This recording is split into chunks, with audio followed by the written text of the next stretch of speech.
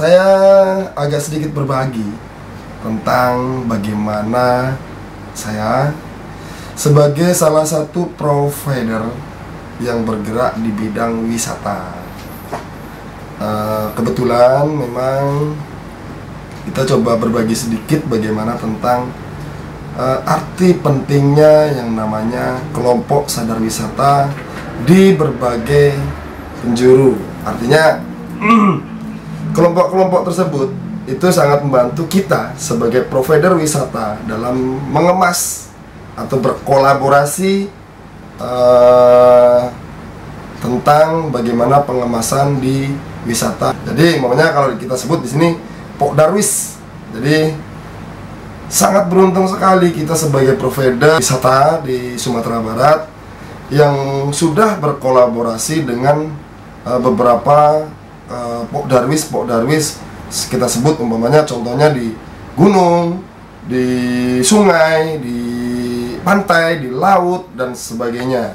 Contoh nih umpamanya kita ada punya tamu mungkin 10, 20, 30, 40, 50, 60 bahkan sampai ratusan.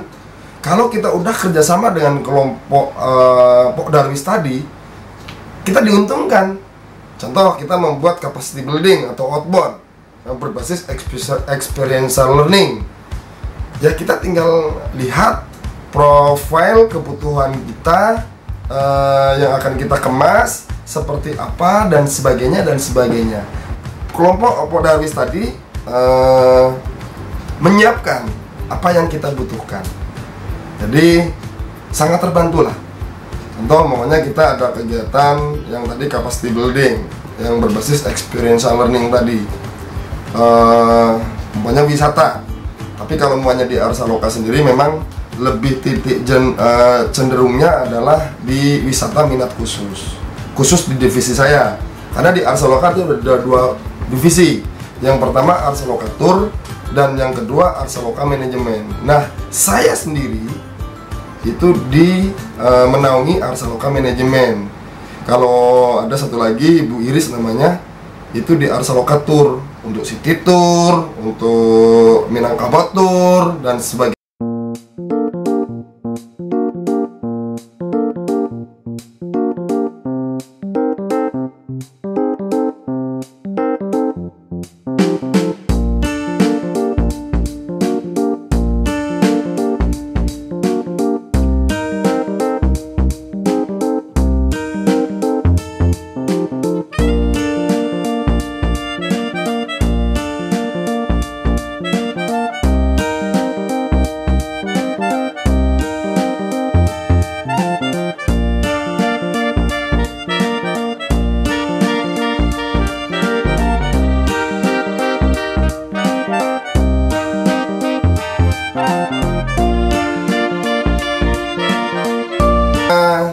Dan sebagainya. Jadi kita kasih tahu rondonnya seperti apa. Nah, di situ nanti akan dipandu secara kearifan lokalnya. Salah satunya seperti itu. Yang kedua, kalau mungkin ini kita tinggal kolaborasi ke pemanduan kita yang dari gaya IL, kita tinggal collab dari Pok Darwis, kelompok Pok Darwis tadi dan dari Arsaloka.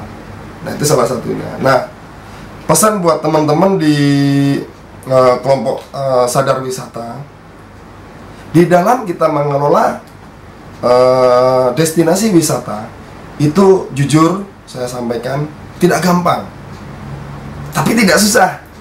Gitu. Artinya tidak gampang dan tidak susah bagaimana? Gampangnya sangat gampang kalau kita benar-benar menekuni hobi. Yang kedua susah banyak sekali terjangan badai. Artinya badai di sini guncingan orang, nanti dibilang kita gila dan banyak sekali tantangannya.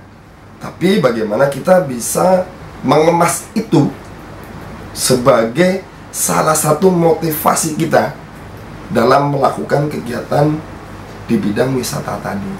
Pesan saya untuk teman-teman kelompok sadar wisata atau Pok Darwis tadi adalah selalu semangat, selalu cerdas, selalu kreatif dalam melakukan kegiatan-kegiatan itu. Coba kita akan simulasikan bagaimana, atau mungkin gini, kita kan di Arsaloka itu ada sebagai anggota salah satu asosiasi di Sumatera Barat, yaitu AILI. Nah, nanti di AILI itu punya divisi khusus atau bagian khusus untuk berbagi tentang bagaimana prosedur dalam melakukan kegiatan wisata, khususnya di bidang kelompok sadar wisata tadi atau Pokdarwis tadi. Satu contoh begini, di divisi Diklat AILI itu ada yang nanti akan memberitahukan bahwa prosedurnya seperti apa, langkahnya bagaimana, dan sebagainya dan sebagainya. Mungkin nanti akan saya sampaikan ke ketua DPD kita yang akan coba berbagi pengalaman-pengalaman tadi. Tapi pada dasarnya adalah kita selaku provider sangat diuntungkan dengan adanya Pokdarwis tadi. Seperti itu teman-teman. Nah, ada berbagai hal macam tentang wisata. Ada wisata berbasis konservasi, contoh yang dilakukan sama Bang Surya di salah satu negeri di ujung barat Sumatera Barat, di Maligi. Saya sangat support dengan kegiatan beliau, terutama di bidang konservasi.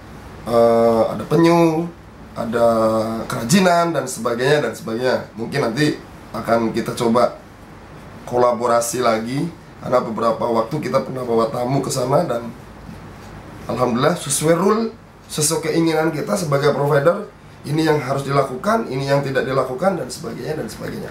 Seneng bang, ya Allah. Ada senang nak? Senang, sumpah senang banget bang. Gak nyesal ikut.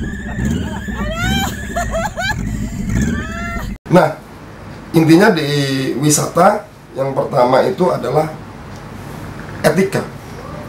Etika dalam kita membangun wisata yang sekiranya bisa untuk penjabaran secara luas dalam pengunjung-pengunjung tadi. Kadang-kadang kan ada yang, oh ini pengunjung baru nih, banyak duitnya dan sebagainya. Jangan seperti itu. Tapi intinya kalau pengunjung wisatawan di kita, yang saya bawa, yang tamu dari Arsaloka, itu dia sudah beli paket include semuanya. Jangan sampai paket itu dikurang-kurangi atau ditiadakan. Kalau bisa adalah ditambahkan. Yang penting di kita itu jangan sampai kerugian-kerugian. Atau contohnya seperti ini, makanan yang tadinya maunya paketnya ada 5 atau 3 lauk pauk, itu dikurangi lauk pauknya. Jangan sampai seperti itu, tak? Wisatawan akan jeli. Kok yang tadinya pakai tempe, tempenya kok separuh dan sebagainya. Jangan seperti itu. Karena slogan kita memang di Arsaloka adalah to serve beyond expectation. Berikan yang lebih kepada tamu kita, yang nanti akan tamu-tamu kita akan menyanyikan atau mungkin memberitahukan kepada teman-temannya yang lain untuk bisa datang bergabung bersama Arsaloka. Mungkin seperti itu teman-teman yang lagi bergerak untuk membuat kelompok atau yang sudah mempunyai kelompok sadar wisata atau Pokdarwis tadi. Intinya jangan lupa bahagia. Nah, nih ada slogan kita di situ, jangan lupa bahagia. Karena wisatawan akan mencari kebahagiaan tadi. Bagaimana caranya? Berikanlah yang mereka butuhkan dalam kearifan lokal yang kita punya. Jadi seperti itu teman-teman. Oke, nanti next kan kita bagikan bagaimana yang terbaik dalam melakukan kegiatan wisata tadi. Oke, terima kasih. Assalamualaikum warahmatullahi wabarakatuh. Wadidaw.